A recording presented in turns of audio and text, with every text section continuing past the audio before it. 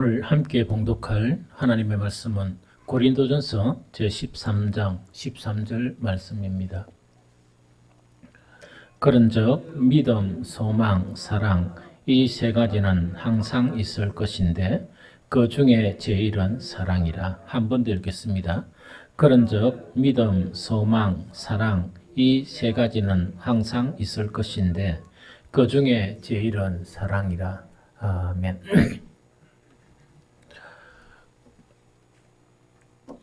우리는 복음을 통해서, 복음이라는 것은 하나님의 말씀이죠.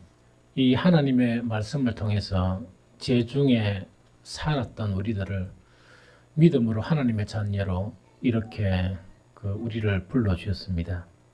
그래서 우리는 그리스도인들이란 그런 호칭이 붙게 되고, 또 그리스도인들은 예수님의 그런 피로 값주고 세우신 주님의 몸된 교회를 형성하는 것이 우리 신앙 모양에서 나타나는 아주 중요한 그런 모양입니다. 그런데 이제 성경을 그냥 읽지 말고 조금 이렇게 정독을 하고 이제 깊이 읽어보면 우리는 무엇을 느낄 수 있는가니까 참 그리스도인이 되는 것. 즉 이거는 그냥 그리스도인이 아니고 참 그리스도인. 참 그리스도인과 그렇지 않은 그리스도인을 그 차이를 두자 그러면 뭐냐니까, 하나님은 우리를 부르신 목적, 또 하나님께서 예수 그리스도를 보내신 목적은 우리 구원이에요. 그 구원이거든요. 그러면 구원에 이르는 그런 이제 믿음 자체를 참 믿음이라고, 참 성도라고 그럽니다. 그래서 참 성도들은 무엇을 이루는가? 주님의 몸된 교회를 이루는데, 이 주님의 몸된 교회란 성격 자체는 어떤 성격인가니까 참 그리스도인이 가는 곳은 천국이에요. 하나님의 나라예요. 그러면은 하나님께서, 그럼 우리는 믿자마자 바로 하나님의 나라로 이렇게 이사가는 건 아니잖아요. 이 세상에 살아야 되거든요. 이 세상에 살아야 되기 때문에 하나님께서는 예수 그리스도를 통해서 뭘 주셨느냐니까, 우리가 결국은 하나님의 나라를 가는데 이 땅에 만들어지는 그걸 도래하는 일의 이야기입니다. 이 땅에 도래하는 하나님의 나라를 허락하셨어요. 그럼 이거는 뭐냐니까, 이 세상이란 곳에 있으면 그 세상 안에 뭐냐니까 완벽하지는 않지만 그 하나님의 나라를 경험하는 이 땅에 도래하는 하나님의 나라를 주셨어요. 그래서 예수님이 가르치는 천국 복음의 대부분은 뭐냐? 죽고 천국 가는 그것을 가르친 게 아니고 대부분은 이 땅에 도래하는 하나님의 나라를 가르쳤었어요. 이 성경을, 복음서를 깊이 읽어보면 그래요. 그래서 이 땅에 도래하는 하나님의 나라가 이루는데 가장 가능성 있는 것이 뭐냐? 예수님의 몸된 교회. 그럼 이거는 뭐냐? 하나님의 나라, 가야 될 하나님의 나라는 뭐냐? 우리 주님 가르친 길에 보면 뜻이 하늘에서 이루어진 것처럼 이 땅에서도 이루어지다 이야기죠. 그거는 뭐냐? 이 땅하고 하나님의 나라, 즉 천국하고 차이점은 뭐냐? 천국은 하나님의 통치가 100% 이루어지는 것이 천국이에요. 그러면 이 땅은 뭐냐니까, 많은 통치자들이 있죠. 또 많은 이념을 가진 사람들이 정권이 바뀌고 하죠. 그런데 이 궁극적인 행복한 나라가 안 돼요. 다 문제가 있고 다 문제가 있는 거예요. 그런데 궁극적인 행복한 나라가 되려고 그러면 뭐냐?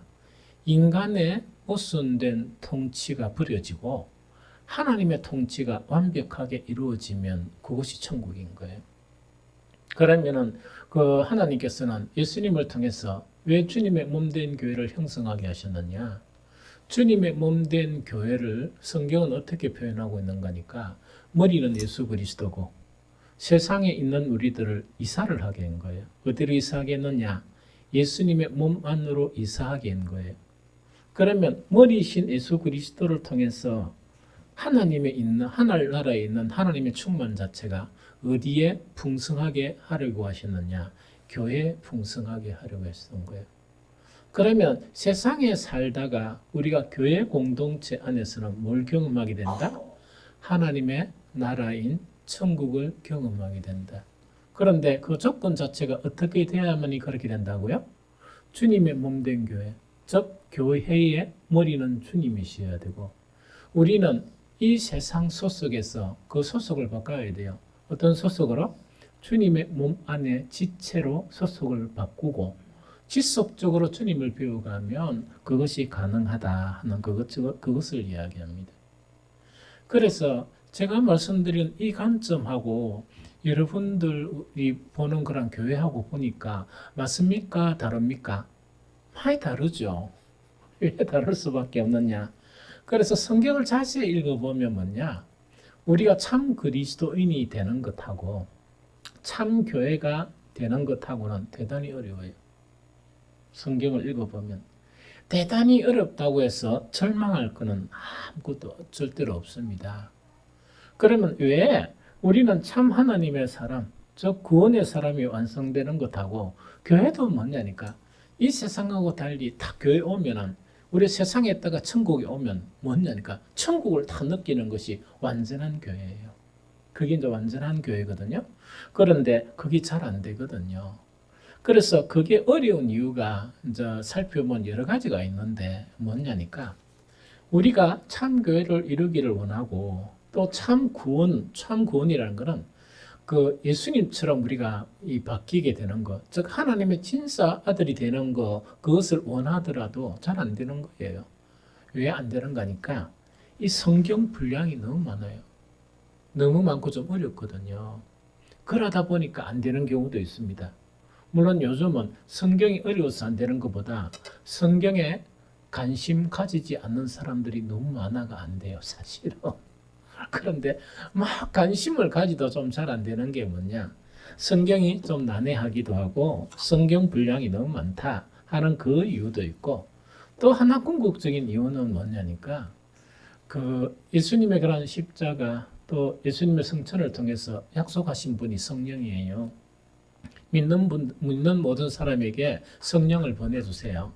이 보내주시면 성령은 항상 우리 교회가 주님의 몸된 교회가 되기를 우리를 이끌어가는 거예요. 이끌어가면서 누구든지 교회만 오기만 하면 정말 이 세상에 있었던 그런 모든 것을 잊어버리고 천국을 느끼고 누리면서 다시 이 세상으로 돌아가고 다시 천국을 누리면서 또 이 세상에 돌아가고 하다 보니까 이 세상 살면서 모든 소망이 가야 될 천국에 딱 이 초점이 기울어지는 거예요. 그게 참 성도의 그런 모습이에요. 그런데 참 그게 잘 안 되는 게 왜 안 되는 거니까 성령이 이끌어 주시는 거는 이제 그렇게 되도록 이끌어 주시고 성령이 이끌어 주시는 거는 우리 한 사람 한 사람이 사탄의 그런 그 방해 안에 있지 않고 우리가 진짜 하나님의 아들 모습을 갖게 되는 거 그거를 갖다가 인도하세요. 그런데 성경의 분량도 상당히 많고 난해하지만 우리는 성령만 우리에게 도움을 주시는 게 아니고 악한 사탄의 악한 영 있죠. 끊임없이 우리를 무너뜨리고 우리를 갖다가 정말 온전한 하나님의 아들이 되고 심지어 교회가 주님의 몸된 교회가 되는데 막 끈질기게 방해하는데 어떻게 방해하느냐? 나는 사탄이다 이래가 얼굴 이마에 딱 새기고 오는 게 아니고 뭐라 온다고요? 광명의 천사로 나타나요. 그래서 미련하고 어리석은 사람들은 그 광명의 천사에 다 넘어가는 거예요. 다 넘어가 버려요. 그러다 보니까 교회가 교회되지 못하고 구원받은 그리스도인들이 이 세상의 아들에서 하나님의 진짜 아들로 바뀌어야 되는데 그것이 점차 잘 안 돼간다 하는 그 부분입니다. 오늘 읽었던 고린도전서 13장 13절 있죠. 이거는 이제 뭘 이야기하는 거니까 그 당시에 이 사도 바울이 이 복음을 전해 가지고 세워진 그 교회가 고린도 교회였어요. 고린도 교회는 어떤 측면에 보면 상당히 뜨겁고 또 상당히 좋은 그런 이 교회였었습니다.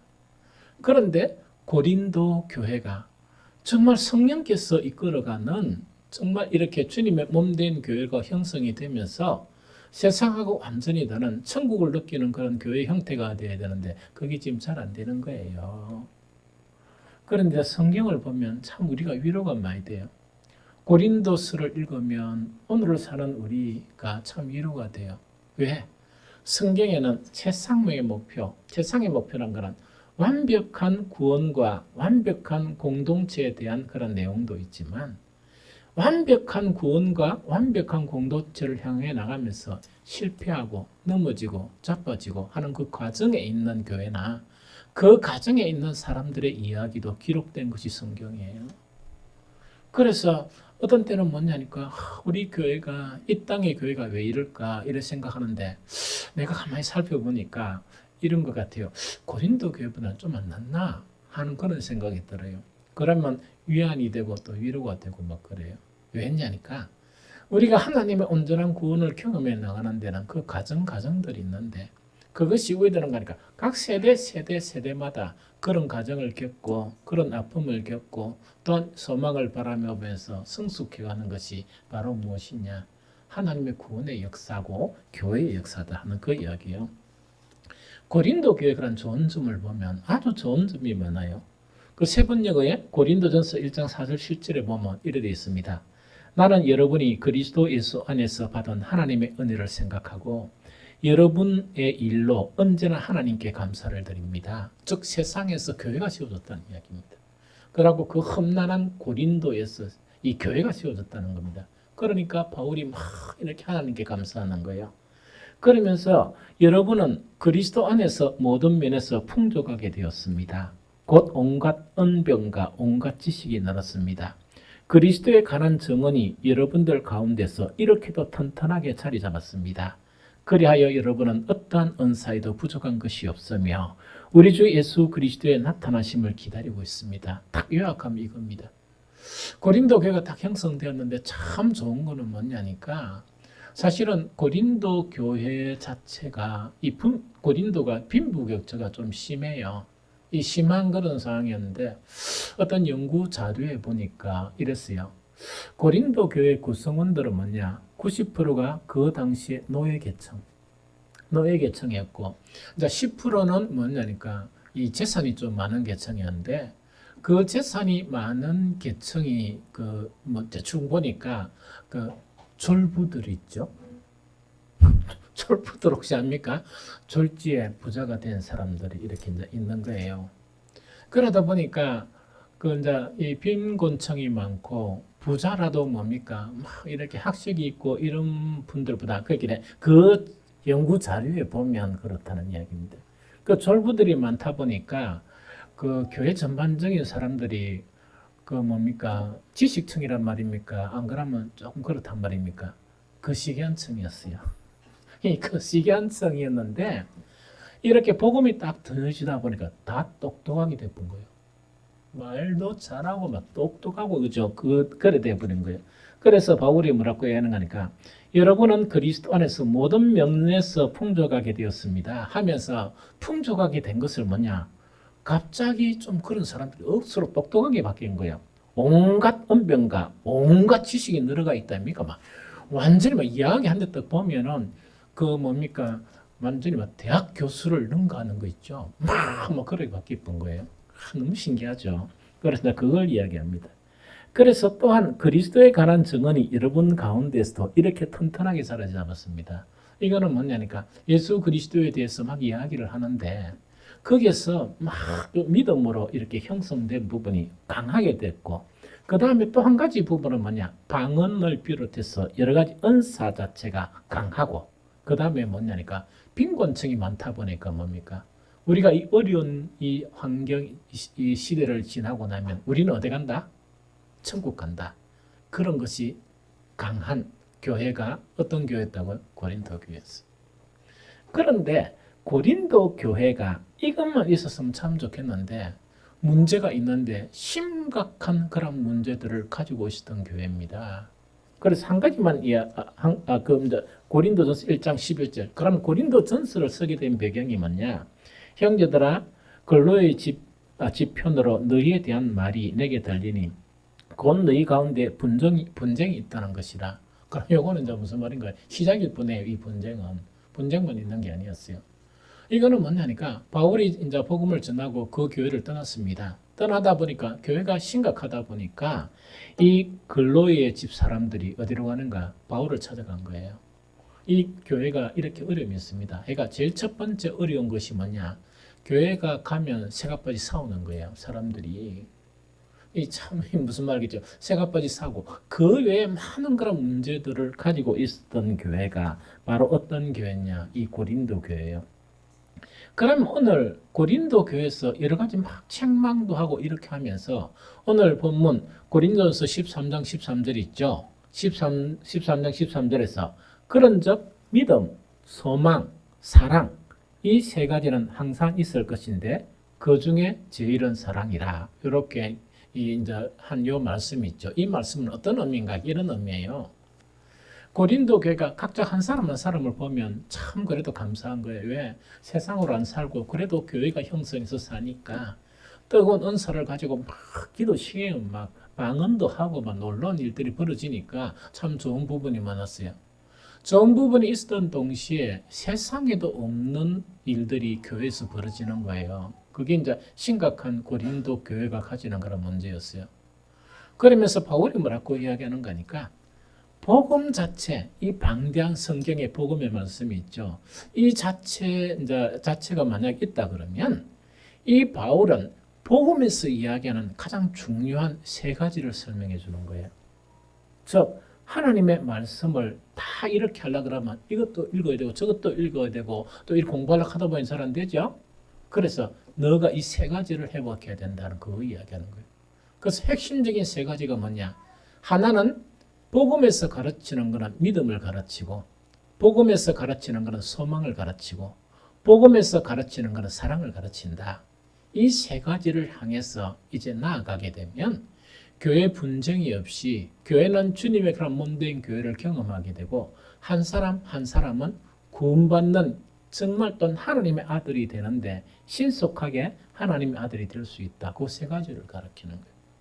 그런데 고린도 교회 가르친 이 세 가지 자체는 뭐냐? 여러분들이 성경을 읽어보면서 그 바울의 그런 모든 서신들 있죠? 서신들을 딱 읽어보면 항상 이 세 가지가 나옵니다.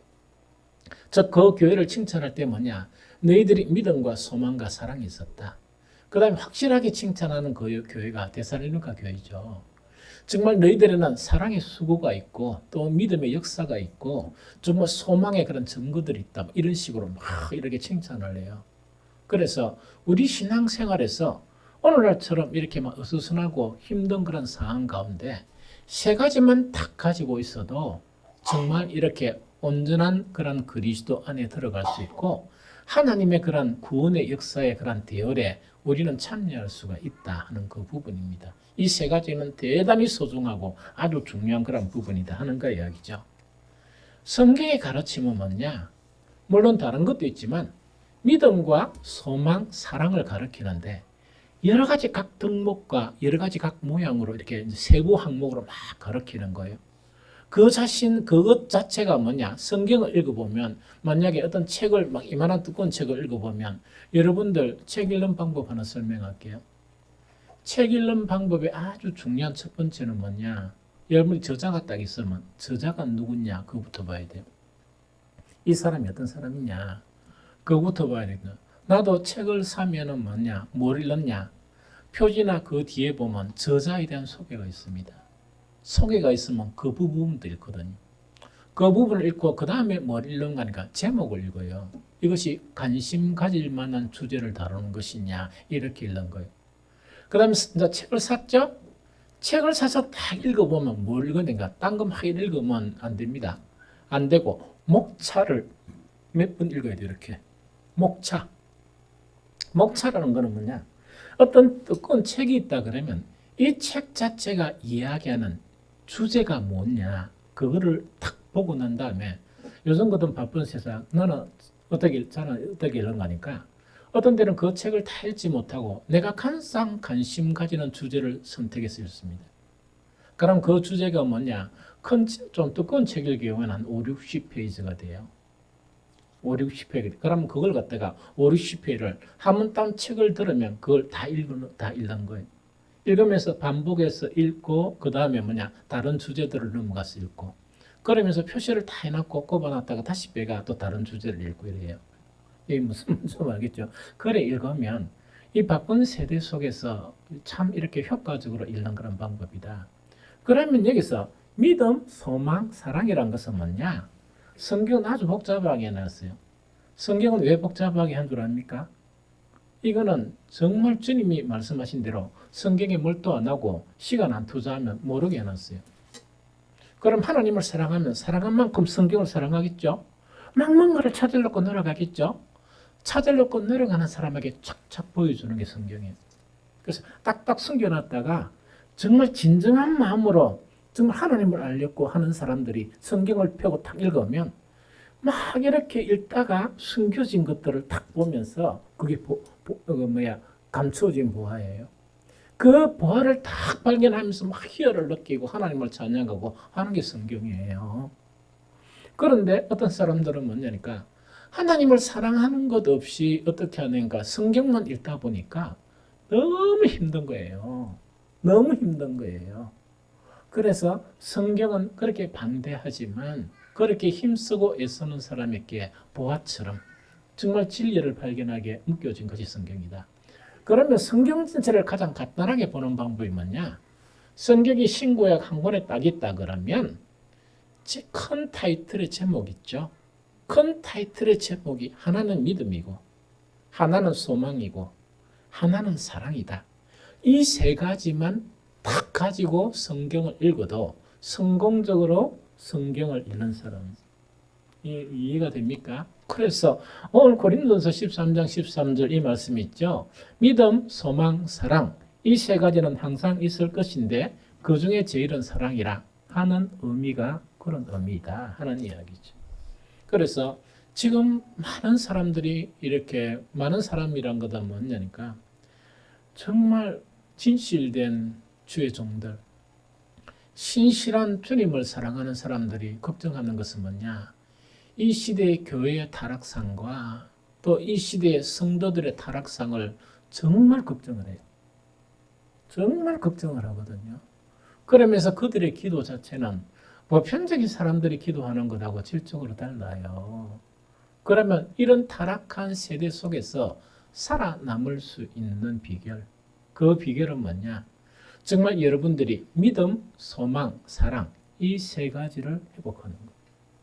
그럼 오늘 설교할 때 이 세 가지를 상세하게 다 설교 못합니다. 왜냐니까 성경 전체가 주제가 딱 된 게 크게 믿음, 소망, 사랑이면 이 주제를 가지고 많은 이 항목들을 이렇게 설명하고 있는 게 성경이에요. 그럼 여러분들이 그걸 다 찾을 수 있느냐? 못 찾습니다. 평신도 그거 못 찾습니다. 그래서 기독교는 어떤 종교냐? 배우는 종교예요. 하나님의 사람들에 의해서 여러분들은 절대로 회사 생활하고 비즈니스하고 이러면서 못 배웁니다. 그러면은 주의 그런 종들을 통해서 정말 여러분들에게 그것을 요약하고 간추려주고 하는 거 있죠. 그것이 바로 선포된 하나님의 말씀이에요. 조금 이해가 되죠? 그래서 오늘은 뭐냐? 가장 이 세 가지 중에서 또 한 부부 이 덕목들을 이야기할게요. 제가 이거를 어떻게 생각하냐 하니까 그 고린도서 13장 13절 있죠. 믿음, 소망, 사랑 이 구절을 가지고 얼마만큼 설교를 할 수 있을 것인가 생각해 봤습니다. 그런데 확실히 잘 모르겠어요. 그런데 대충 생각해 보니까 그 1년에 52주 같으면 한 3년은 설교를 안 하겠나 하는데 어떻게 하는가 하니까 요 구절은 같은데 3년마다 내용이 다른 설교를 할 수 있지 않겠느냐 그런 생각이 들어요. 재밌죠? 확실히 재밌죠? 그거는 가능해요. 왜? 성경의 깊이와 넓이가 그 정도가 됩니다. 좀 이해가 되죠? 그러면 오늘은 이제 제일 첫 번째로 뭐냐니까 그 성경은 무엇에 대해서 가르치냐? 믿음에 대해서 가르쳐요. 성경은 참 그리스도인이 되기 위해 믿음이 있어야 한다 하는 것을 가르쳐요. 오늘 다 설교 못한다 그랬죠? 그래서 오늘도 성경에 있는 한 믿음에 대한 부분을 가지고 여러분들에게 가르쳐 주려고 그래요. 성경에는 무엇을 믿어야 하느냐? 간단하게 이야기하면 하나님과 예수 그리스도 그리고 우리를 도우시는 성령님을 믿어야 한다. 그것이 성경이 가르치는 거예요. 다시 이야기할게요.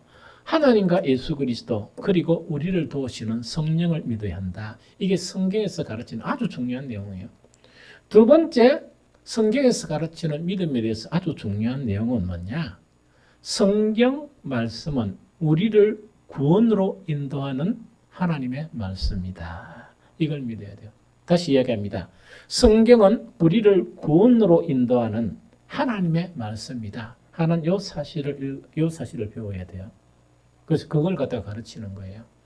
그런데 정말 이 믿음이 있죠. 성경은 하나님의 말씀이다 하는 그 믿음이 있죠. 이 믿음이 있는데 정말 성경에서 가르치는 믿음에 대한 한 부분이 어떤 것이 있느냐. 예수님은 뭐냐. 믿음에는 어떤 믿음과 어떤 믿음이 있다? 큰 믿음과 작은 믿음이 있다. 성경에 예수님께서 탄식하며 가르치는 게 뭐냐. 큰 믿음과 작은 믿음이 있다. 이것을 가르쳐요. 그래서 예수님이 가르치는 그런 모든 부분에서 성경을 찾아보면요. 사람들을 만나가 어떤 사람들에게는 네 믿음이 크다 하면서 큰 믿음이라 이야기하고 어떤 사람들은 뭐냐. 우리가 기대에 탁 하면 큰 믿음이라고 이야기할 것 같던데 예수님은 뭡니까? 믿음이 적은 자여 하면서 막 한탄을 하세요. 심지어 어떤 경우에는 뭐냐, 어떤 경우라는 건 뭐냐, 여러분들 모든 것을 버리고 예수님을 쫓은 그 사도들 같으면 여러분들 어떻게 평가를 해야 된다고 생각합니까? 당연히 큰 믿음에 속한다고 생각해야 되죠. 그런데 예수님은 뭐냐니까 딱 이 보시면서 네 믿음이 겨자씨만한 믿음이라 그러면 이렇게 책망을 하세요. 그냥 작은 믿음이 아니고 행편없이 작은 믿음이다. 이렇게 우리가 이해를 초월하는 그런 말씀을 이래 하신 분이 바로 예수 그리스도였어요. 그래서 큰 믿음에 대해서는 마태복음 15장 28절에 보면 이에 예수께서 대답하여 이르시되 여자여 네 믿음이 크도다. 네 소원대로 되리라 하시니 그때로부터 그 딸이 나으니라 이렇게 되어 있습니다. 왜 했냐니까 우리가 왜 이런 거를 눈여겨봐야 되는가 하니까 우리가 그런 사람의 눈으로 보면 큰 믿음이라고 칭찬받을 만한 것이 없는데 주님의 관점에서는 큰 믿음이라고 이렇게 평가를 받아요. 대단하죠. 그런데 또한 마태복음 16장 8절에 보면 예수께서 아시고 이러시되 이거는 누구를 이야기하느냐? 그 제자들입니다. 모든 것을 버려두고 예수님을 따른 그 제자들에게 예수께서 하시고 이르시되 믿음이 작은 자들아 어찌 떡이 없음으로 서로 논의하느냐. 너희가 걱정할 것을 걱정해야 되지 뭐 쓸데없는 것을 그래 걱정하느냐 하면서 믿음이 적다 이렇게 이제 평가하는 것이 바로 이 부분이다 하는 이야기죠. 그래서 정말 우리에게는 뭐냐니까 성경이 가르치는 것은 믿음이 작은 믿음에 머물러 있으면 안 되고 우리의 믿음이 큰 믿음으로 이렇게 계속 커져가야 되고 믿음이 정말 강화되어야 한다 하는 것이 성경에 가르치는 핵심 내용이다 하는 그 이야기입니다. 그래서 성경의 한 핵심 가르침의 부분이 뭐냐? 히브리서 10장 38절 39절에 보면 나의 의인은 믿음으로 말미암아 살리라. 또한 뒤로 물러가면 내 마음이 그를 기뻐하지 아니하리라 하셨느니라. 우리는 뒤로 물러가 멸망할 자가 아니요 오직 영혼을 구원함에 이르는 믿음을 가진 자니라. 이렇게 말씀해요. 그럼 이거는 뭐냐니까 복음을 듣고 이제 믿음의 생활을 하죠. 믿음의 생활을 하면 정말 의인은 어떤 사람이냐? 믿음으로 사는 사람이에요. 어떤 믿음요? 큰 믿음.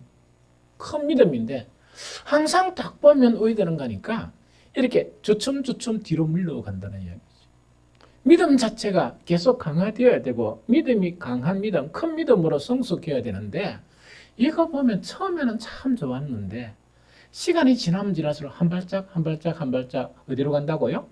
이 마이너스 믿음으로 이렇게 향해 나가는 그런 사람들에 대해서 성경은 이렇게 책망하고 있는 거예요. 정말 그렇게 하는 거는 정말 이렇게 우회된다고요? 하나님이 기뻐하지 아니하고 정말 난중에 뒤로 계속 물러가다 보면 난중에는 잘못되면 어디 된다고? 믿음이 없어지면 멸망한 자 속에 속하게 된다 하는 것이 성경의 그런 경고고 가르침입니다. 그래서 39절에 보니까 우리는 뒤로 물러가 멸망할 자가 아니고 오직 영혼을 구원함에 이르는 믿음을 가진 자니라 이렇게 되어 있습니다. 그래서 목사는 항상 우리 교회 전체를 이야기하면서 가장 안타깝게 부르짖는 기도가 뭐냐? 아버지 하나님, 아이들하고 우리 모두 하나님께서 긍휼히 계셔서 천국에서 보게 해주십시오. 그래서 정말 내가 천국에 갔을 때 우리 성도들이 천국에 없으면 얼마나 충격이 되겠습니까? 그 중에 몇 명이라도. 그게 안타까운 그런 기도가 그 기도거든요. 왜냐니까 이 세대가 너무나 험악하고 또한 믿음을 이렇게 향해서 나아가는 사람보다 뒤로 물러가는 사람이 너무나 많은 세대이기 때문에 목사가 기도하는 것은 정말 이 심각하게 기도하는 것은 그걸 기도하는 거예요. 그런데 이제 우리가 알아야 될 게 뭐냐? 아니, 왜 믿음이 뒤로 물러갈까? 믿음이 뒤로 물러갈까? 이거 설명할게요. 우리를 구원으로 인도하는 하나님의 말씀 있죠? 이 말씀 있죠? 그 말씀을 얼마나 받아들이고 얼마나 그 말씀대로 사느냐, 이것이 믿음하고 연관되어 있습니다. 그런데 우리를 구원으로 인도하는 말씀 중에 많은 영역이 뭐냐, 이렇게 그 말씀의 내용이 그런 내용이에요. 비록 예수님이 말씀하셔도 그 말씀대로 실천을 하면 내가 좀 손해볼 것 같다.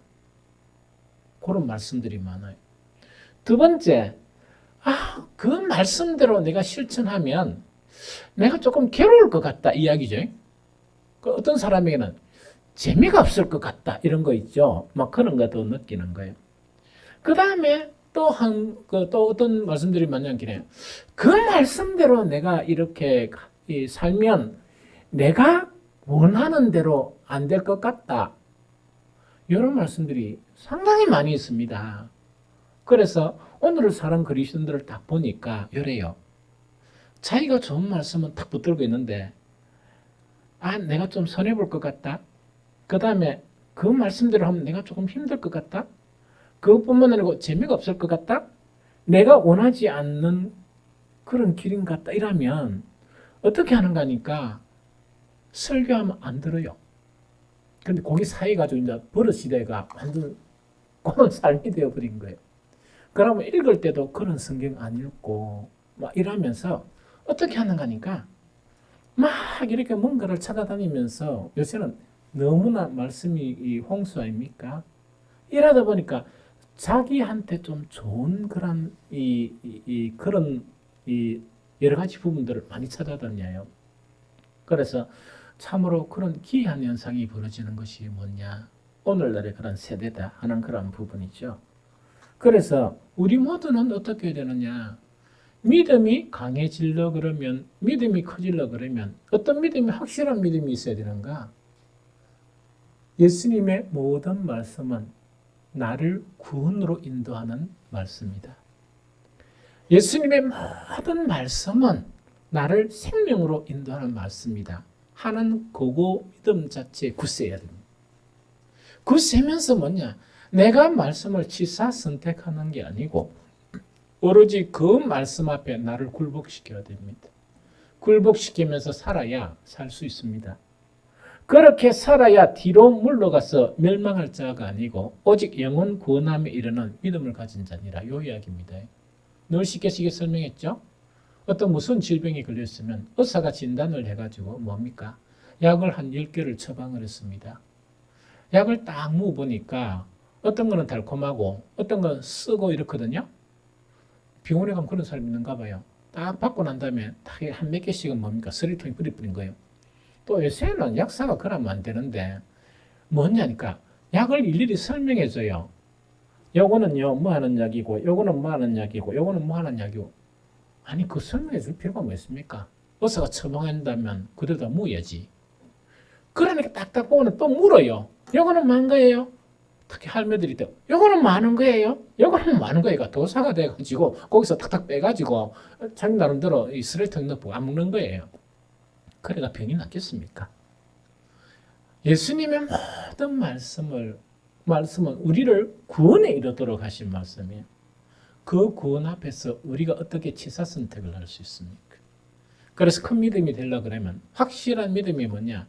모든 말씀은 나를 생명의 길로, 구원의 길로 이끄는 말씀이다 하고 내한테 마음에 안 들고 또 내가 여러 가지 생각이 있더라도 그 생각을 굴복시키면서 그 말씀대로 살아가는 그것이 큰 믿음입니다. 좀 이해가 되죠? 그래서 여러분들은 뭐냐? 이 흉흉한 세상 가운데서 적은 믿음, 또 뒤로 물러가는 그런 믿음이 아니고 앞으로 향하는 그런 믿음이 되시기를 축복합니다. 두 번째요. 믿음의 문제가 성경에 가르치는 거는요. 믿음이 크고 작고 하는 문제도 가르쳐요. 그런데 이건 아주 심각한 겁니다. 믿음인 것과 믿음 아닌 것도 가르쳐요. 이거는 뭐냐? 진짜 믿음과 가짜 믿음을 가르쳐요. 이건 너무 심각해요. 이 심각하거든요. 이거는 예수님 직접 계속 가르쳤는데 예수님이 가르치는 말씀 중에 한 가지만 보면 마태복음 24장 24절이요. 거짓 그리스도들과 거짓 선지자들이 일어나 큰 표적과 기사를 보여 할 수만 있으면 택하신 자들을 미혹하리라 이렇게 되어 있습니다. 그런데 그 초기에는 뭐냐 이런 부분들이 너무 많았어요. 요새 이 사단들이나 이단들은 뭐냐 큰 이 이정은 별로 안 행하는 것 같아요. 안 하고 뭐 온갖 듣기 좋은 말로 이렇게 미혹하는 것 같아요. 그런데 그 예수님이 말씀하신 건 뭐냐? 이 보통 이 참 하나님의 사람들도 행하기 힘든 큰 기적까지 보여주면서 왜 한다고요? 지옥으로 이끌어가려고 미혹시킨다는 것은 진리의 말씀을 변질하게 해가지고 뭐 하게 한다고요? 그 믿음이 믿음 아닌 믿음을 가지고 있는데 자기는 스스로 인식하는 건 뭡니까? 이것이 참 믿음이다. 그렇게 살도록 만드는 거. 그 의도는 뭐냐? 지옥으로 가게 하기 위해서. 사탄은 어디 갑니까? 나중에 말세 때 지옥에 가는데 혼자 가기가 너무 심심하잖아요. 그래서 하나님의 귀한 창조물인 하나님 가장 사랑하는 사람들을 들고 가려고 이렇게 하는 거예요. 이 무슨 말이겠습니까? 그 부분을 이야기합니다. 자, 이 문제는 어떤 부분이 있느냐? 오늘날 많은 그리스도인들이 물론 이런 사람들의 분량이 좀 적은 것 같아요. 좀 많으면 좋은데 지식층에 속한 사람들은 주님을 알고자 해가 뭐냐? 책을 통해서 독서를 많이 해요. 이 신앙 서적이 보면 서점에 가면 엄청 많아요. 엄청 많거든요. 이 책을 통해서 그래 이 사람들은 좀 소수고 그 외 사람들은 뭐냐니까 그래도 주님을 알기를 원하다 보니까 요새는 가장 많이 사용하는 게 뭡니까? 유튜브예요. 유튜브나 이런 것을 통해서 자기가 선호하는 분들의 그런 말씀을 즐겨 듣는 그런 사람들이 너무나 많이 있습니다. 이 부분에 대해서 경고를 할게요. 성경의 경고. 하나님을 아는 지식. 아까 기독교는 배움의 종교라고 그랬죠. 배움은요. 어떻게 배우는 것인가 하니까 그냥 배우는 게 아니고 어떻게 배우느냐. 말을 듣고 책을 읽어서 배우는 것은 상당히 위험해요. 보고 배우는 것이에요. 보고 배우는 것이에요. 보고 배운다는 것은 뭐냐? 하나님의 말씀을 가르치는 그 사람을 보고 그냥 눈으로 본다는 게 아니고 같은 교회에서 생활하다 보니까 그 사람이 어떤 사람이냐 이걸 보고 배우는 거예요. 그래서 제가 책을 선택할 때 뭘 하느냐? 심지어 설교를 할 때 그 사람이 아주 좋은 이야기를 설명할 때는 어떻게 하는가 하니까 책에 보면 그 사람에 대한 소개가 있죠. 그것만으로 제가 이 사람의 그 교훈을 인용하지 않아요. 어떻게 하는가 하니까 그 사람에 대한 부분을 인터넷에 들어가요. 들어가서 모든 인터넷 자료를 거쳐가지고 이 사람은 어떤 삶을 살았느냐, 어떤 인생을 살았느냐, 특히 내가 가장 중요하게 하는 것은 교회 목회를 했느냐 안 했느냐, 어떤 교회 목사였느냐 하는 것을 아주 이렇게 검증을 이렇게 해요. 검증을 하면서 잘 안 나올 경우에는 심지어 뭐냐니까 그 영문으로 된 그 사람에 대한 거 있죠. 우리나라 잘 안 알려진 사람도 있으니까 그것까지 이렇게 시도하고 하면서 확실하게 이 사람이 누구냐 하는 걸 알고 이 사람의 책을 보면서 여러분들에게 감히 소개하는 거예요. 좀 무슨 말 좀 알겠죠? 그래서 주보에도 어떤 데 누구 글 중에 사는 게 그게 올라올 수 있는 전 세계 사람들 중에서 그런 검증 과정을 통해서 이 사람의 그런 교훈을 실어주는 것이지 그냥 하는 건 아니에요. 그래서 우리가 성령을 아는 지식은 뭐냐니까 그 사람만 이야기하는 것하고 그 사람의 글만을 통해서 하는 것은 너무 오류를 범하기 쉽다 하는 그 이야기입니다. 그래서 여러분들 배우는 거는 어떻게 배우는 거니까 성경에는 보고 배우는 거예요. 예수님은 그 제자들을 한 번씩 이래가지고 너는 며칠 날 모여가지고 말씀을 들으라 이래 하신 게 아니고 그 제자들하고 삶을 같이 했었어요. 삶을 같이 했다는 것은 보여준 거예요. 보여준 거예요. 보여주고 가르친 거예요. 이해가 되죠? 그래서 예수님의 제자 중에 한 사람이 사도는 뭐라고 얘기했느냐? 태초에 있는 요한일서 1장에 보면 태초에 있는 생명의 말씀에 관하여 우리는 듣기도 했지만 눈으로 봤다. 우리는 듣기도 했지만 눈으로 봤고 심지어는 뭐냐? 우리 손으로 자세하게 만져도 봤다. 이게 성경의 가르침을 받는 성경의 원리입니다. 그래서 여러분들요 유튜브 떠도는 거 내가 이래 한 번씩 이래 무슨 자료들을 딱 보면 심각한 자료들이 많아요. 왜냐니까 정말 어떻게 논의되는 그런 문제를 이 클릭하면 그 대부분의 자료 올라 있는 80%가 뭐냐? 이단들이에요. 이단들 자료예요. 그래서 우리 직분자들 조심해야 될 거는 인터넷 설교, 인터넷에 대한 부분 자체를 하면 안 되고 이 사람이 누구인가 그걸 해야 되고 그런데 참 진실된 사람이 아니면 그 교회 사람들을 위해서 뭐 어떻게 동영상 올리는 그런 거는 있는데 유튜브 해가지고 막 이래 인기하고 그런 목사님들은 별로 없어요. 왜? 자기 양들을 먹일 양식을 위해서 그 신경 쓰지 그 이상한 짓은 잘 안 하거든요. 그래서 그걸 여러분들이 좀 잘 알아야 된다 하는 그런 부분이죠. 그것뿐만 아니고 바울도 디모데에게 뭐라고 얘기하느냐? 고린도서 3장 10절에서 11절에 보면 나의 교훈과 이렇게 돼 있죠. 교훈이란 거는 설교하는 내용이겠죠. 그거를 이야기하는 게 아니고 나의 교훈과 행실과는 뭡니까? 바울이 행동하는 것. 또한 의향, 바울이 어떤 의도를 가지는 것 뿐만 아니고 바울의 믿음과 바울의 참음과 바울의 사랑과 바울의 인내와 심지어 박해를 받는 것까지 네가 보고 배우지 않았느냐? 그 이야기거든요. 그래서 성경을 깊이 읽다 보면 성경의 배움 자체는 뭐냐? 출처를 알 수 없는 글이나 출처를 알 수 없는 유튜브 있죠. 그래 혹해가 이래 하다 보면 나중에는 큰 낭패를 당하는 경험을 가질 수 있어요. 그것을 하면 안 돼요. 그거 하지 말고 대신에 뭐 하면 좋냐니까 성경 자체가 있거든. 성경 자체가 있으니까 성경은 뭔지니까 우리가 아는 예수 그리스도 검증된 구세주예요. 이분의 말씀이고 많은 선지자들의 말씀이니까 책이나 유튜브보다 무엇을 보라? 성경을 보시라 하는 이야기입니다. 이해됩니까? 또 한 가지 더 있습니다. 목사들은 가끔씩 뭘 할 수 있습니까? 성경 이 신구약 66권이 있지만 나도 여러 가지 것들 방대한 자료들이 있죠. 그래서 한 번씩은 뭐냐?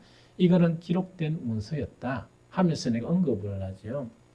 그런 자료들을 이렇게 근접하는데 그거는 성경을 가르치기 위해서 근접을 하는 거예요. 읽어야 될 게 얼마나 많겠습니까? 이해가 되죠? 그러면 그거는 목사는 뭐냐니까 공식적으로 우리 합동교회, 합동 측의 총회로부터 강독권을 부여받은 사람이에요. 이 강독권을 얻기 위해서 주어진 그 공부를 다 해야 되고 시험 다 치러야 됩니다.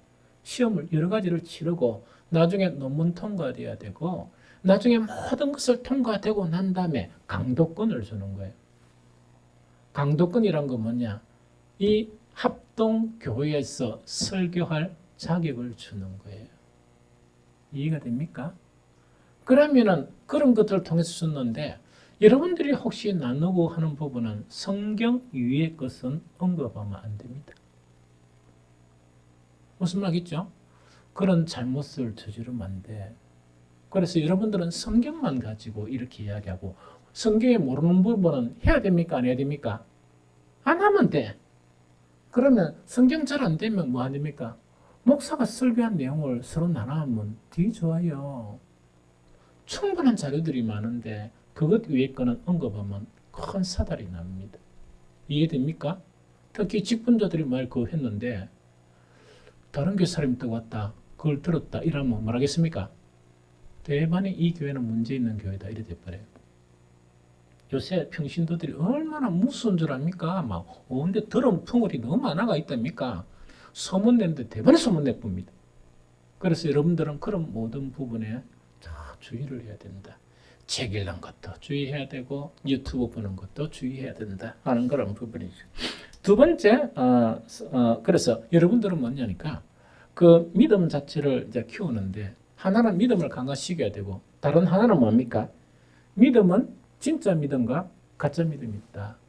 진짜 믿음은 우리를 구원에 인도하지만 가짜 믿음은 뭡니까? 누가 준 겁니까? 사탄이 준 겁니다. 그래서 사탄이 가는 곳에 가야 돼요. 이걸 갖다가 분별해서 정말 이 믿음의 생활을 잘 해야 된다 하는 그 부분이고 두 번째 성경이 가르치는 두 번째는 뭡니까? 소망이라 이야기했죠. 이거는 뭐냐니까 간단하게 이야기하고 시간이 많이 지났으니까 성경에 가르치는 소망은 이 땅이 전부가 아니다. 이 땅은 잠시 거하는 곳이고 우리는 뭡니까? 무엇이 가야 될 어디가 있다? 하나님의 나라가 진짜 우리 나라다. 그걸 이야기합니다. 그런데 성경이 가르치는 것은 하나님의 나라를 놓치면 어디에 간다고요? 지옥 간다. 그게 아주 간단한 내용입니다. 다시 이야기할게요. 성경에는 믿음이 지금 이야기했고 하나는 소망이 있죠. 소망의 부분에도 여러 가지 이렇게 이 개념 여러 가지 것들을 나누는데 핵심적인 것은 뭐냐?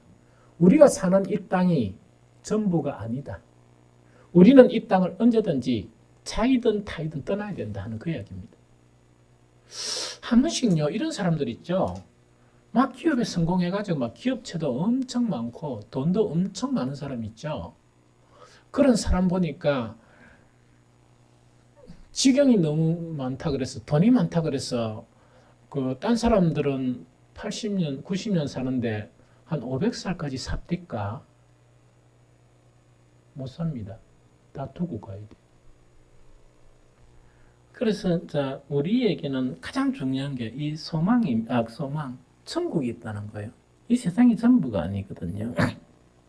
천국이 가진 소망 자체가 뭐냐니까 성경에서 가르치면 가장 간단한 게 골로새 1장 1절 3절이거든요. 그러면 너희가 그리스도와 함께 다시 살리심을 받았으면 위의 것을 찾으라. 거기는 그리스도께서 하나님 우편에 앉아 계시니라. 위의 것을 생각하고 땅의 것을 생각하지 말라. 이는 너희가 죽었고 너희 생명이 그리스도와 함께 하나님 안에 감추어졌습니다. 이렇게 되어 있습니다. 여기 이해하게 되겠죠? 그러면은 위의 것을 찾아야 돼요. 그럼 막연하게 위의 것을 찾는다 이러니까 좀 어렵죠? 성경에는 위의 것을 찾는 방법에 대해서 두 가지를 안 해야 된다. 첫 번째가 뭐냐? 세상을 사랑하지 말아야 된다. 세상을 자꾸 집착하고 사랑하면 이거는 뭡니까? 그 산소망, 성경에서 가르치는 천국에 대한 소망 자체를 가질 수 없다.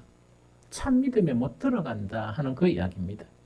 그래서 요한일서에도 보면 세상이나 세상에 있는 것들을 사랑하지 말라. 누구든지 세상을 사랑하면 아버지의 사랑이 그 속에 있지 아니하다. 이렇게 이야기합니다. 그래서 한 번씩 보면 뭐냐? 처음에 믿을 때는 정말 모든 세상을 버리고 막 이렇게 믿음 생활하다가 한 번씩 좀 슬픈 거는 어떤 사람들이 있는 거니까 점차 세상을 사랑하는 거예요. 엄청 슬퍼요. 엄청 슬프면서 뭐냐? 걱정이 얼마만큼 걱정이 되겠어요. 왜냐 이게 성경하고 반대로 가는 거예요. 그 다음에 두 번째 뭐냐? 위의 것을 사랑하는데 가장 장애 요소가 뭐냐? 돈을 사랑하는 거다. 성경은 이야기합니다. 디모데전서 6장 10절에 보면 돈을 사랑함이 일만 악의 뿌리가 된다. 이렇게 되어 있습니다. 돈을 사랑함이 일만 악의 뿌리가 된다 하는 이야기입니다. 그래서 하나님은 돈은 또한 좀 적게 주시기도 하고 많이 주시기도 하거든요. 좀 편하게 생각하면 참 좋아요. 이거는 누구 설교냐? 김진홍 목사님이 설교에 이게 너무 좋아가 늘 인용을 합니다. 돈이 없을 때는 뭐라고요? 아껴 쓰라. 돈이 좀 많을 때는 뭐라고요? 나눠 쓰라. 나 그분이 너무 요 부분에 대해서 해석을 잘했어요. 돈이 좀 없으면 왜 됩니까? 막 짜증 부리고 이러지 말고, 돈 없다고 부부 싸우고 하지 말고, 둘 다 뭡니까? 아, 여보, 하나님 요것도 싫어. 좀 아껴 씁시다. 그럼 가정이 평화가 오잖아. 그럼 돈이 또 많으면 또 참 인간들이 희한하죠. 없으면 없어도 싸우고, 많으면 많아도 싸워요. 그럼 어쩌란 말이라. 많이 버려줄 수도 없고, 쪼개버릴 수도 없고, 그럼 어떻게 한다고입니까? 성경의 진리는 돈이 없으면 서로 어느 애가 좀 아껴 씁시다. 그래 하면 돼. 그 다음에 딜이 없으면 뭡니까? 좀 얻어 씁시다. 누구한테? 여러분들 육신적인 형제한테 이야기하면 돼. 딜이 힘들면 목사한테 이야기하면 돼. 목사님 요새 뭐 좀 힘드네요. 한번 물어보고 난 다음에 여러분들의 목사 전문 분야가 뭡니까? 여스코 두고 이렇게 주는 게 또 전문 분야예요. 왜냐하면 그 어려움을 극복할 때까지 그렇게 하는 게 성경의 원리. 돈이 많으면 돈 많은 것 때문에 또 싸워요. 새가 빠지 싸워요. 하나님 주시면 왜 싸워? 그런데 새가 빠지 싸우거든요. 그러지 말고 서로 어느 애가 좀 나눠주자. 그렇게 하면은 가정에 평화가 옵니다.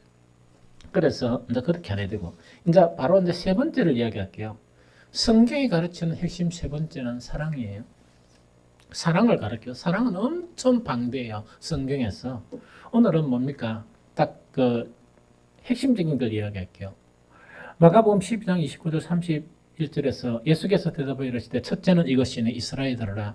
주 곧 우리 하나님은 유일한 주시라. 네 마음을 다하고 목숨을 다하고 뜻을 다하여 힘을 다하여 주 너희 하나님을 사랑하라 하신 것이요. 둘째는 이것이니 네 이웃을 내 자신과 같이 사랑하라 하신 것이라. 이보다 더 큰 계명은 없느니라 이야기입니다.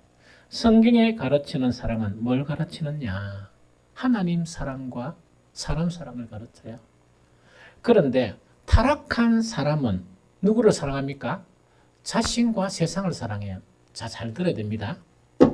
타락한 사람은요, 자신과 세상을 사랑하는데 성경에 가르친 대로 사는 사람은 뭐냐? 거기서 떠나서 하나님과 다른 사람을 사랑해요. 이해되죠? 그러면서 성경이 가르치면 뭐냐? 하나님 사랑은 어떻게 사랑해야 되느냐? 마음을 다한 사랑, 목숨을 다한 사랑, 뜻을 다한 사랑, 힘을 다한 사랑, 이것이 목표다. 세상의 목표다. 이걸 가르칩니다. 정말 또한 성경에서 가르치는 사람 사랑 있죠. 이거는 어떻게 가르치는가? 지가 지를 사랑하는 만큼 남을 사랑해라. 지가 지를 사랑하는 것처럼 남을 사랑해라 하는 것이 성경에 가르칩니다. 하는 이야기죠. 그런데 사실은 이 성경에서는 항상 이야기했죠. 최고봉의 그 내용을 가르치는 부분이 있으니까 그것과 절망하면 안 돼요. 그것은 희망을 가지고 그렇게 사랑하도록 노력하면 됩니다. 여기서 아무데 누구도 우리 지금 이 세대에서 하나님을 사랑하는데 마음을 다하고 목숨을 다하고 뜻을 사랑하고 뜻을 다해 사랑하고 힘을 다해 사랑하는 사람들을 찾기가 쉽습니까? 없어요. 그건 목표치입니다. 그런데 우리는 뭐냐? 성경이 가르친 것을 행하는 것은 그것을 향해서 나아가야 된다 하는 부분입니다. 사람 사랑도 마찬가지다 하는 그 부분이죠. 이 무슨 말인지 좀 알겠죠?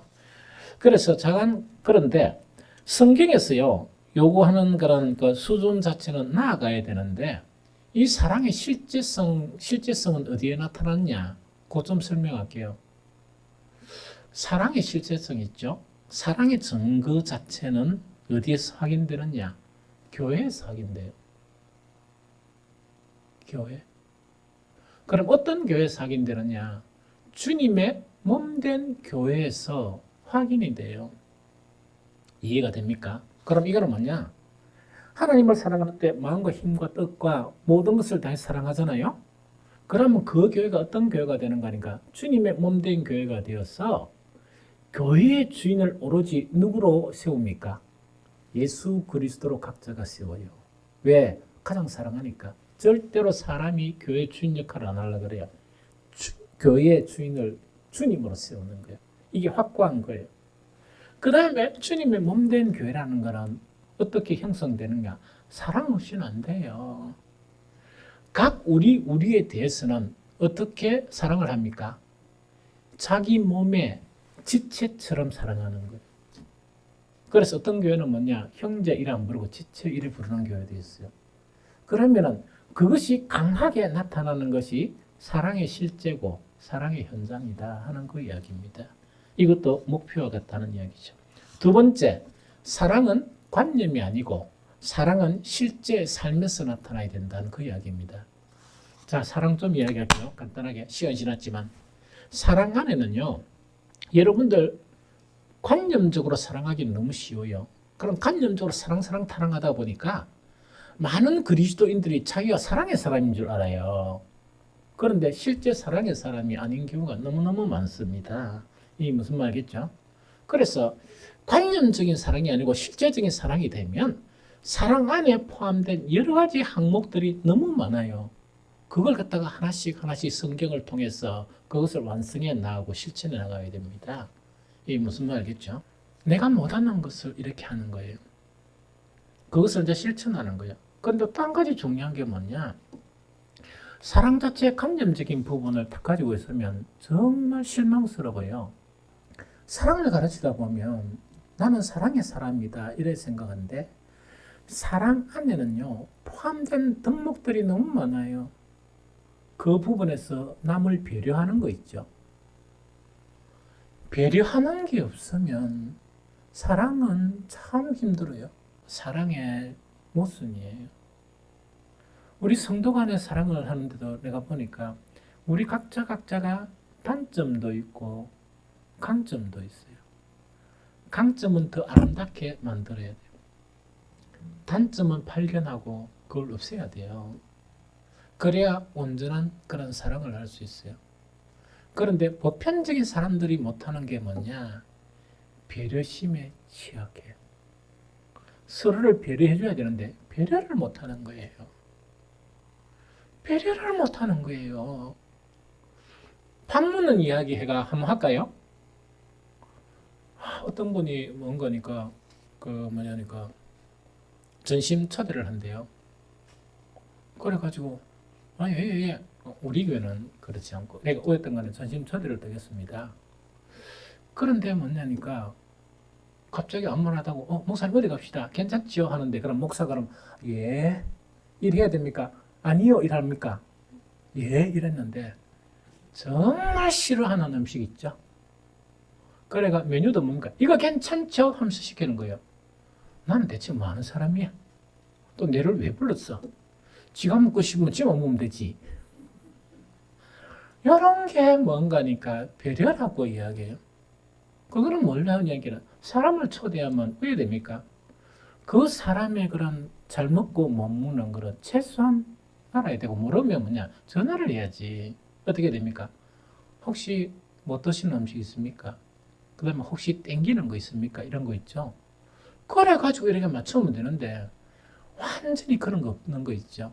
그래서 같은 베푸는 걸 하면서 정말 어떤 때는 뭐냐니까 이거 참 그런 거 있죠.